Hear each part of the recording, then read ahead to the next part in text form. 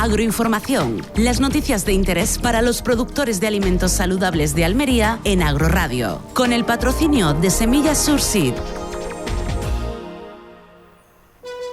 Los pimientos para temprano, con la mayor resistencia al oidio en el mercado, son de Semillas Surseeds, Arcabuz, Mosquete y Falcata. Estas variedades de pimiento temprano especialmente recomendadas en la zona de Dalías. Berja, la producción de calidad sin problemas de ceniza, está en las variedades Arcabuz, Mosquete y Falcata. Semillas Surseeds, investigación y desarrollo para el agricultor almeriense.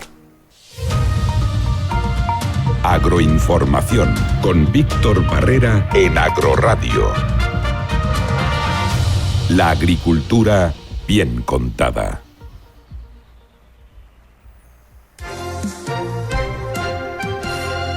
Hola, ¿qué tal amigos de Agroradio? Saludos, si te acabas de incorporar, estás escuchando Agroinformación.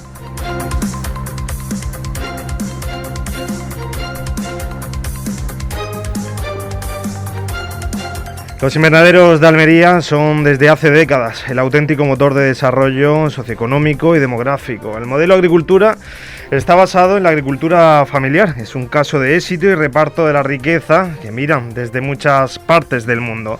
Es sostenible, con una gestión eficiente de insumos y recursos naturales. No obstante, los invernaderos de Almería tienen problemas como son, la baja de los precios en las frutas y hortalizas y sobre todo el agua que tenemos en esta zona. Me acompaña en la mesa de Agroradio Francisco Espinosa. Bienvenido a Agroradio. Hola, buenos días. Y Antonio Navarro, director de esta casa. Buenos días. Almería es una de las zonas más áridas de Europa, con precipitaciones medias variables y muy escasas. Uno de los problemas que tenemos, ¿no, Francisco? Siempre ha sido. Hasta el comienzo del siglo XX fue lo que hoy conocemos como un vergel. Fue una zona de pastadero de ganados porque no tenía más agua que la que caía de lluvia y ocasionalmente, cada 4 años, en las cañadas se podía regar algunas superficies, ¿no? El resto del territorio era un erial expuesto a las inclemencias del tiempo de todo tipo que pudieran ocurrir. Es decir, que el agua ha sido, el talón de Aquiles del desarrollo de este territorio, y que empezó a producirse justo al volcar el siglo XX. Del 19 al 20 se produce la luz, un poquito de luz en el horizonte y futuro de este territorio que actualmente ocupa el municipio de Ejido. Precisamente esto vamos a estar hablando en unos días, con esa semana, ¿no?, especial que vamos a hacer debido al agua, ¿no?, al Día del Agua. Y especialmente el 22 de marzo, lunes, vamos a estar en el patio de luces del Ayuntamiento de Ejido a lo largo de la mañana, hablando de la historia del agua y también de los recursos actuales que tiene nuestra agricultura. Además de radio, también se puede ver esta retransmisión de más de 3 horas en Facebook de Agrodifusión, Facebook de La Huerta, Facebook también de Ayuntamiento y todas las empresas o asociaciones que se quieran emitir la señal que vamos a estar emitiendo en directo desde el patio de luces del Ayuntamiento de Ejido. Pero todo eso será el 22 de marzo, Día Mundial del Agua, y como bien ha dicho Francisco, el agua importante no, vital. Importante no, vital. Pero bueno, eso es lo que va a acontecer en esa semana en adelante del 22 de marzo. Pero hoy, aprovechando la visita de Francisco, vamos a hablar de historia. Exactamente. Vamos a hablar de historia y nos vamos a ir lo que es a finales del siglo XX. Llega aquí a Almería, a esta zona, una familia francesa, ¿no?, con un proyecto, un proyecto agrario. Sí, llega una familia porque llega un capital extranjero que está gobernado de alguna manera ese capital y dirigido a producir un desarrollo agrario en un territorio virgen, absolutamente virgen, que era un erial, de lo cual dio testimonio gráfico y videográfico el principal artífice de ese capital y de esa empresa, que era Robert Ostobón. Robert Ostobón era un ingeniero francés que venía al frente de la empresa Sade y que era el encargado de organizar y dirigir todos los trabajos necesarios para poner en producción un territorio que no tenía ningún tipo de infraestructura, no tenía agua, no tenía redes de caminos, no tenía canalizaciones, no tenía energía, no tenía absolutamente nada. Era una zona en un paraje conocido como las Chozas de Redondo, y en las Chozas de Redondo y sus entornos, esta empresa consiguió reunir para sus actuaciones casi 2.000 hectáreas de suelo. ¿Qué es lo que tenían que hacer en primer lugar? Ya se conocía que había agua subterránea, pues estamos situados a mediados del siglo XX, ya había habido sondeos privados e incluso públicos a través del Instituto Nacional de Colonización, es decir, ya se sabía que había debajo de esta superficie agua subterránea. No se sabía la calidad de esa agua porque los acuíferos todavía no estaban investigados, pero se sabía que había agua. Y vinieron con una tecnología propia de Francia, de Holanda y Bélgica, que era donde producía fundamentalmente la tecnología de sondeo y de bombeos y de canalizaciones, etcétera, que permitió, después de un plan hidrogeológico que hicieron para la explotación, hacer unas baterías de sondeos que iban a alimentar una balsa general desde la cual se distribuía el agua con unas canalizaciones convenientemente realizadas para poner en producción el conjunto de hectáreas disponibles. Evidentemente no se desarrollaron todas porque el proyecto no llegó a su término y se quedó en una zona, un escalón intermedio, que luego otros siguieron y se apoyaron en él para continuar, y acabó en el proyecto de Tierras de Almería, que todo el mundo recordamos, más reciente.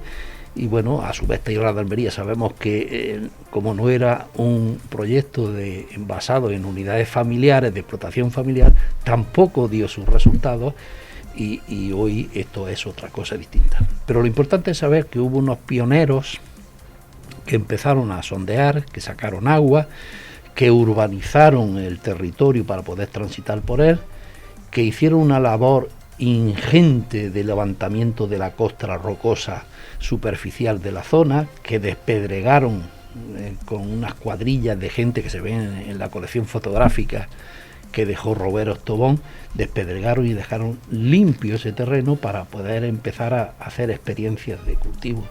Y así comienza una experiencia que abarcó entre el año 59 y el año 65, en que esta familia abandona porque se entiende que han fracasado o no han sido capaces de sacarle el rendimiento que esperaban. Francisco, en esos 5 años más o menos de explotación que hubo aquí en las Chozas de Redondo, ¿qué tipo de cultivos se sembraron o se experimentaron con ellos? Dice muy bien, no solamente se sembraron, sino que casi se experimentó más que se explotó. Uh-huh. Curiosamente, siendo una iniciativa privada, de capital privado, yo creo que vinieron a sondear las posibilidades de introducir tecnologías y cultivos, variedades de cultivos novedosas respecto a lo que existía. Aquí se cultivaba guisante de secano y pocas más plantaciones había en tomates y cosas.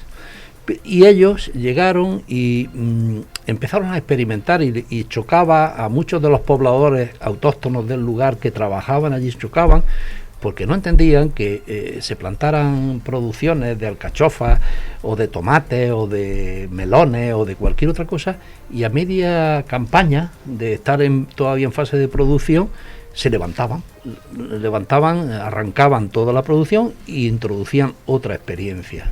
Claro, ellos al final lo que querían hacer es cómo era la evolución, no realmente al final una recogida, ¿no?, y seguir trabajándola, sino... Hombre, yo creo, porque de eso no hay una memoria que resuma haga balance de lo que pasó, uh-huh, que pretendían experimentar hasta el punto de que determinados cultivos le dieran una altísima rentabilidad y poder sacar el fruto a la inversión que habían producido. Pero lo único que hay constancia de que produjeron en cantidad y comercializaron de una manera estable fue la remolacha y la caña dulce. Curiosamente, 2 productos absolutamente no nuevos, desconocidos prácticamente aquí, porque la Vega de Adra sí, pero aquí no.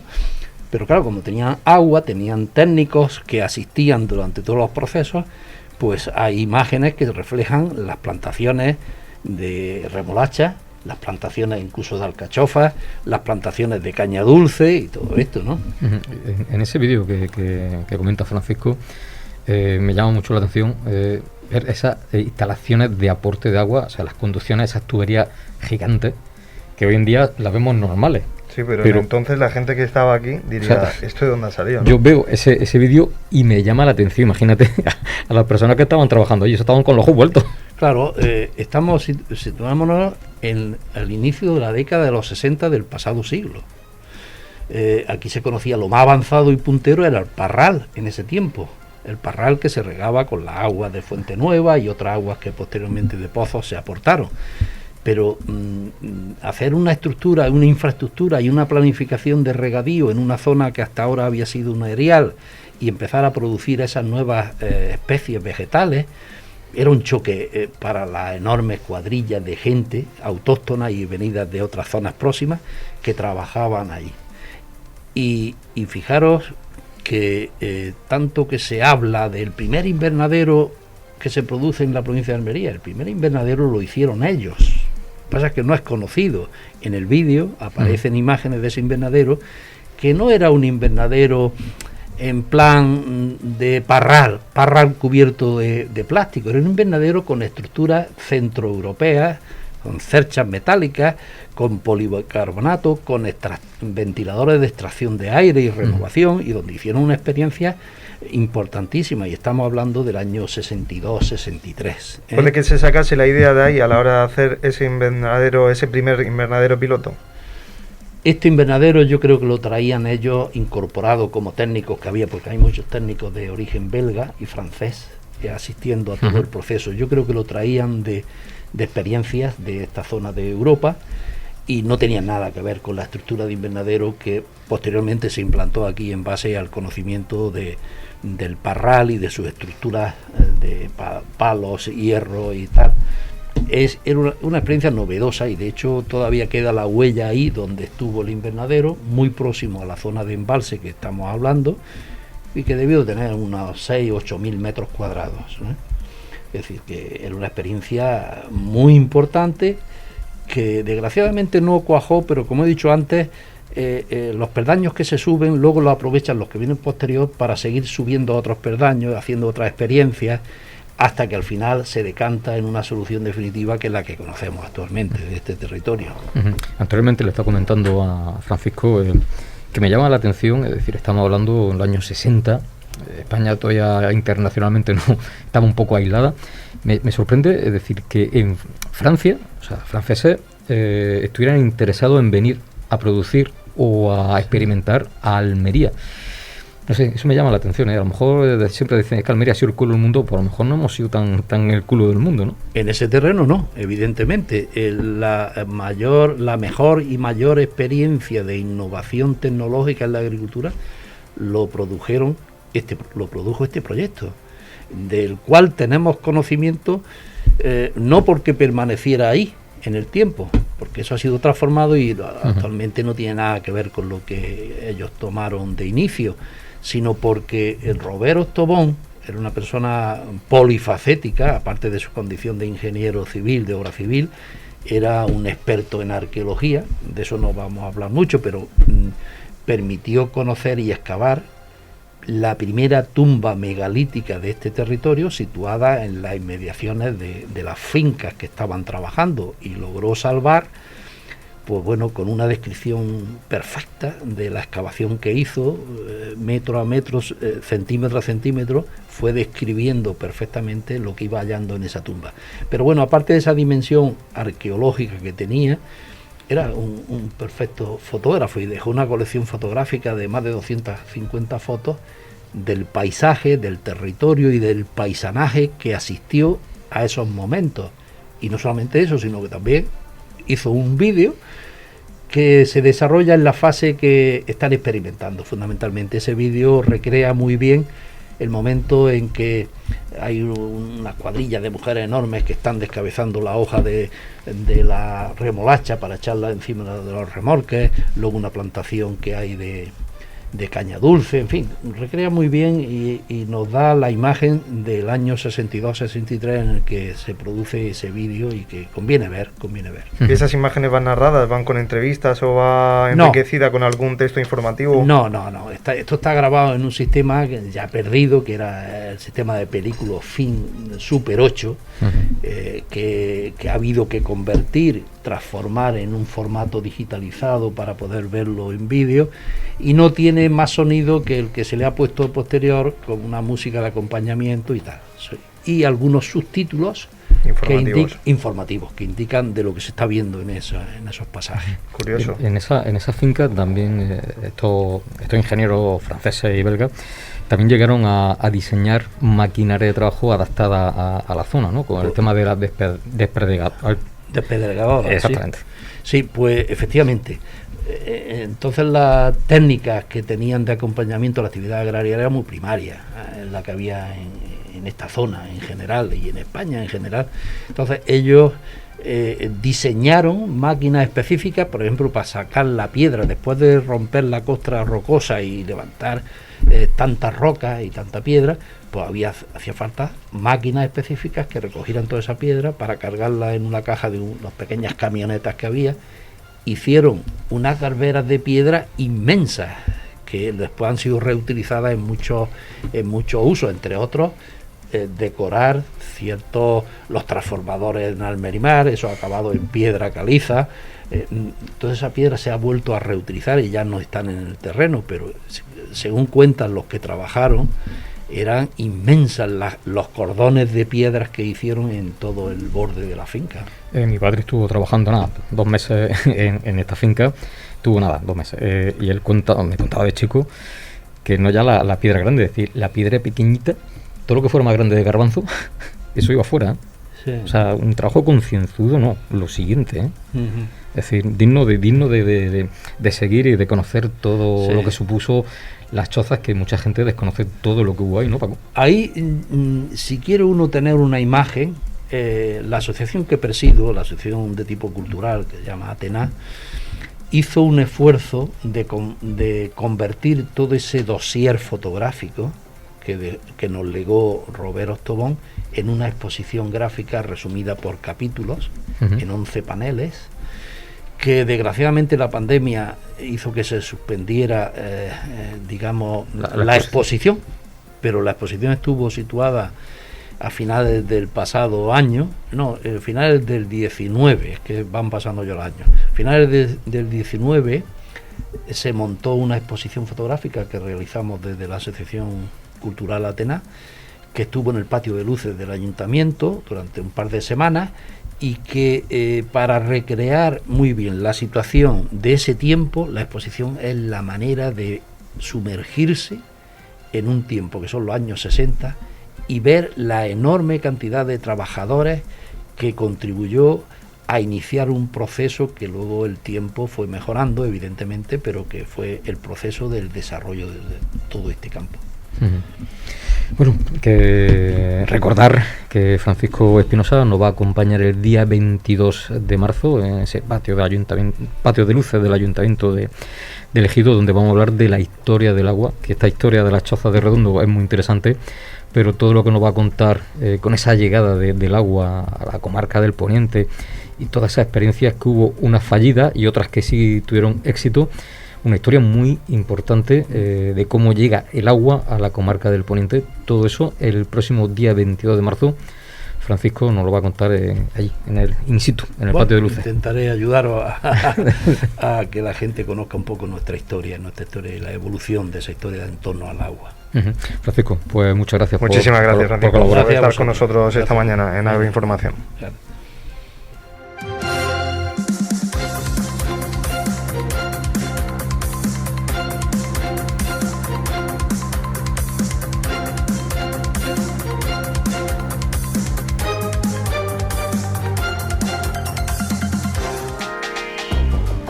Has escuchado Agroinformación, con el patrocinio de Semillas Surseed. Los pimientos para temprano, con la mayor resistencia al oidio en el mercado, son de semillas Surseeds, Arcabuz, Mosquete y Falcata. Estas variedades de pimiento temprano especialmente recomendadas en la zona de Dalías. Berja, la producción de calidad sin problemas de ceniza, está en las variedades Arcabuz, Mosquete y Falcata. Semillas Surseeds. Investigación y desarrollo para el agricultor almeriense.